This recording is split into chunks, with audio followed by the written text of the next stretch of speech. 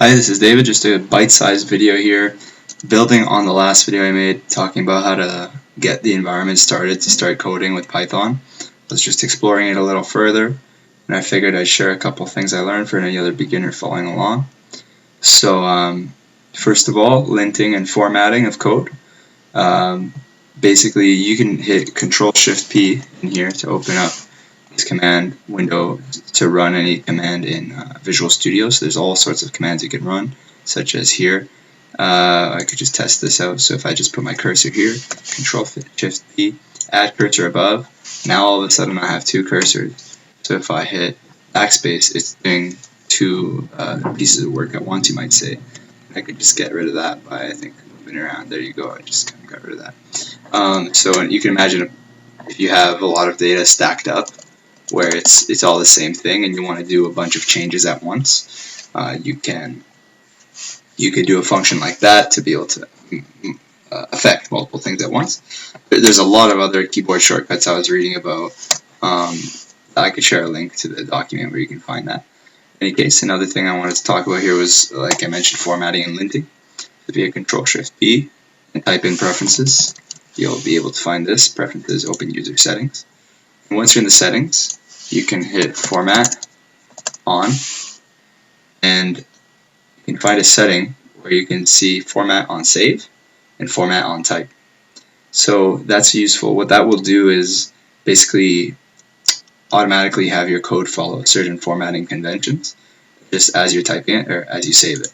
So what that looks like is, for example, if I wrote here this with no spaces, then when I hit enter or save, it just adds those spaces, so something like that. And then the other thing I was going to talk about is linting. So if I just go back here, and I'm using Python, using PyLint. So if I go, if I search Python, select linter.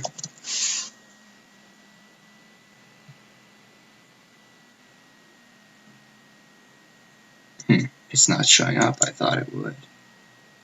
I think actually, because it's not in the settings, if I just close that, Control Shift P, Python, select linter, there we go.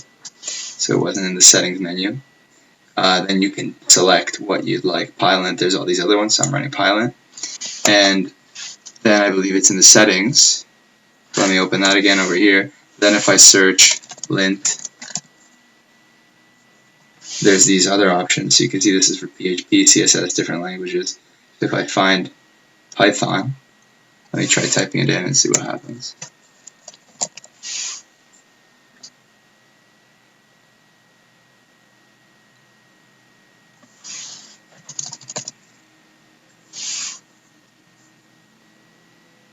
There's all these settings here. There's many different settings for linting in Python.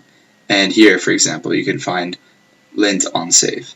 So that will lint when it saves. So what linting does is it just tells you if you have problems in your code. So for example, if I get rid of these brackets right here, and then I hit save, Control S, now in my problem pane over here, this has appeared. So there's problem output terminal debug console. Now this problem has appeared within my hello.py file, and it just gives me the details, missing parentheses, and call to print. Did you mean that? So then I could just add that, and then because I have format on type, that also got rid of that space at the same time. If you notice, I got rid of that space right there. So those are a couple of quick things.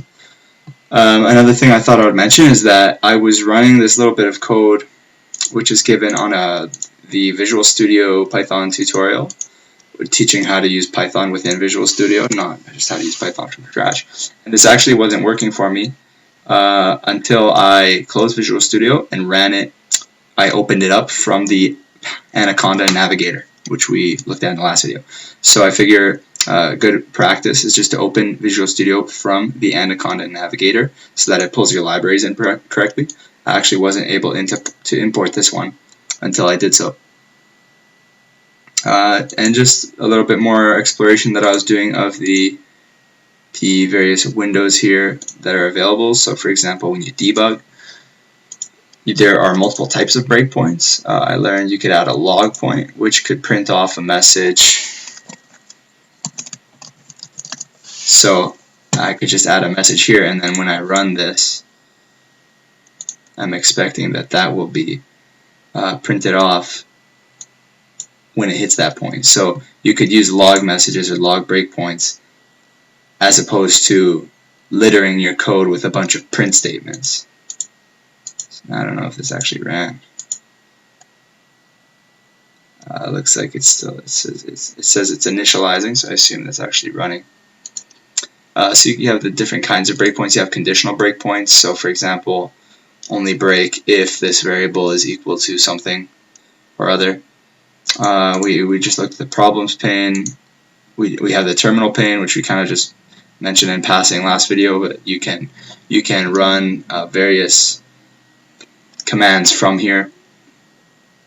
I'm pretty sure this is like the it says Python debug console, so I'm pretty sure that this is a Python command line, so you have to write commands like in Python context.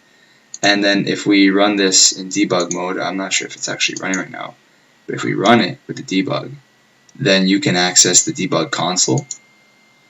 And within the debug console, you can write something like, you can write such as like a single variable name, and it'll tell you what that variable is. But of course, that would appear in your variables pane as well. But you can do other things in the debug console. And so I'm not sure if you can see on the screen right now, but the plot of sin x just showed up from running this code. So anyways, like I mentioned, just a bite-sized video, so I'll leave it there. Hopefully it's helpful. Thanks for watching, and feel free to support me if you'd like.